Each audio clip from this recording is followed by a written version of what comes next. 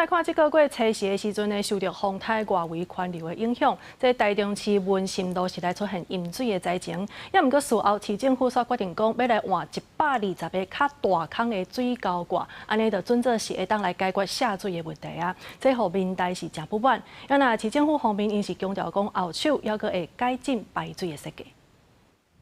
车驶过看到路边还有一寡汽车、奥多摆浸伫咧水的，这个确实受到丹那市风台外围环流影响落大雨，造成台中市文心路真侪所在淹水。市府决定先加120个水沟挂，换做孔较大孔的水沟挂，也过面带积极。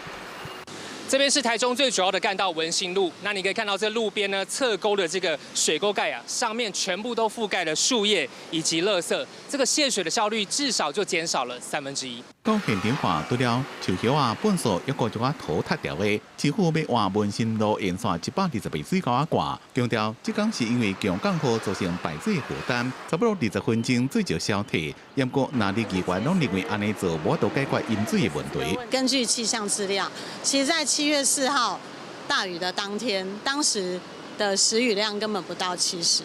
那这个根本没有达到所谓的极端气候的标准。那我们台中市的排水系统难道就这么脆弱吗？我认为说市府应该要去把整个我们的这个人行道的图纸把这个调出来，然后来去盘点上面说我们目前我们这边 L 沟有多少。 侧向排水有多少？易淹水处的这些转角处，可以先洗孔的就先洗孔下去嘛。陈秀华讲，根据气象资料，一共这个所在施雨量是67.5毫米，也无到当地下水道系统设计保护标准75.4毫米，是排水沟系统有问题。杨大峰认为应该全面检查文心路沿线排水沟，容易淹水的所在增加排水孔，换成为粗木格栅，以降低沟面阻塞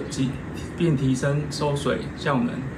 更换数量约120个，并于路口转角增设集水井。市府强调，所来会增加排水沟加河水下水道连通道，并且甲管换较大距离，改善区域的排水，也伫咧路口细弯的所在增加集水井，改善整体的排水设计。公司新闻综合报道。